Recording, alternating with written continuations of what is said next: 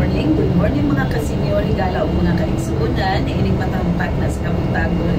Magahimo na usab kita sa atong morning devotional. Ang text ato mabasa dinhi sa libro ni Jeremias 4, versikulo 23 ngadto 27. Nagaingon dinhi gitan-aw ko ang yuta ug ani akaron, kini awaaw ug walay sulod ug ang kalangitan ug sila walay kahayag. Gitan-aw ko ang kabukiran ug ani akaron, sila minglinog ug ang tanang kalbungturan migirong ngadto ug nganhi. Gitan-aw ko kani akaron walay tawo ug ang tanang mga kalanggaman sa kalangitan nangalagyo. Ug gitan-aw ko ug ang karon ang mabungahon nga nahimong kamingawan ug ang tanang mga syudad dito nangalumpag sa presensya ni Jehova ug sa atubangan sa iyang mabagis nga kasuko. Magampo ta amahan nga langit nun niining matahugtag na sa kabuntagon. Magahimo na usab kami sa morning devotional. Panalangin kini nga buluhaton nga magapadayon hangtod sa imong pagbalik. Salamat Ginoo nga ikaw magapuko sa balang Espiritu Santo aron pinaagi niini kami makasabot ug makabaton sa kahibalo ug kaalam gikan kanimo. Amo kini gipangayo gipasalamatan sa pangalan ug gahom ni Ginoong Hesus. Amen. Ani ano usab kita mga kasenyor higala sa pagpaminaw niining balasahon sa mga hitabo sa katapusang panahon. Nagaingon ang magsusulat si Ellen White, mga gambalay nga gipasalig nga dili magunob mahimo nga mga abo. Akong makita ang gipatindo nga mga bililhong gambalay nga gituuhan nga dili masunog apan maingon nga naugdaw ang Sodoma sa kalayo ug panimalo sa Dios.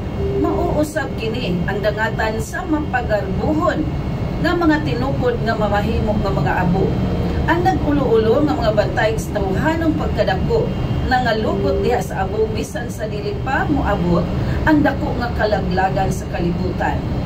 Ginakuha na sa Dios ang iyang espiritu gikan sa daotang mga dakbayan nga nahisama na sa mga dakbayan sa wala pa ang lunok sa Sodoma o Gomora. Mahalon mga lunok ug ang sa Sodoma o Gomora.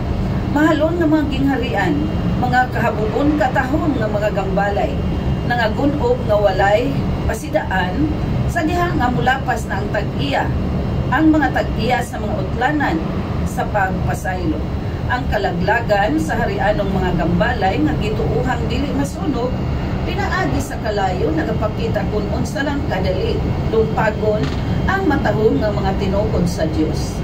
Magapadayon gihapon pagtukod ang katawhan ug mga gambalay nga mogasto og minilyon na salapi ilang isiguro pag-ayo ang kalikod sa mga patukuranan ug ang katahom sa pagtukod niini. Apan ang Ginoo nagaingon kanako nga bisan pa talagsaong kalikod ug kamahal sa pagkatukod mahisama gihapon kini sa gidangatan sa templo sa Jerusalem.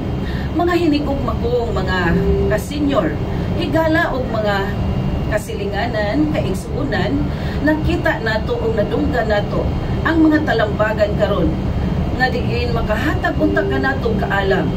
Sama nga niya sa ako ang likuran, ani adinihim mga maanindot kaayo nga gambalay nga ginatukod nga daghan kaayo ang kahayag o ang gasto daghan kaayo minilyon. Apan ingon dinhi kani sila mahimok gihapong mga abo sa umalabot ng mga adlaw tungod sa kadautan sa mga katawhan.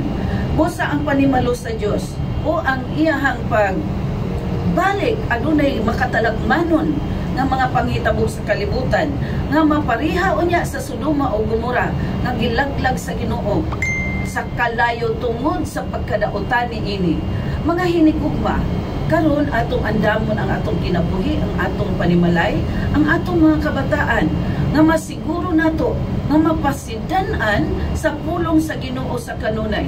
Kay nagaingon ang ikaduhang Timoteo 3:16 ug 17 nga ang tibuok kasulatan githatag sa Dios nga may kapuslanan alang sa pagtudlo, alang sa pagbadlong, alang sa tulid ug alang sa pagmatutok sa pagkamatarong aron ang tao sa Dios mamahingpit masinangkapan alang sa tanang maayong buluhaton.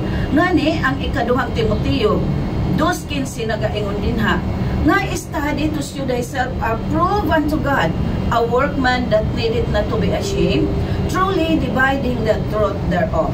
So atong tun-an og maayo ang pulong sa Ginoo aron makapangandam ta sa pagbalik sa Dios. Og niining takna sa kabuntagon, ako nangabuyo sa Ginoo nga magapanlangin ka nato, protection ka nato ning tibuok adlaw, uban ang atong tibuok panimalay nga maiway ta sa tanang mata nga kadaot, katalagman, balatian ug pagpakasala. Good morning and God bless us all.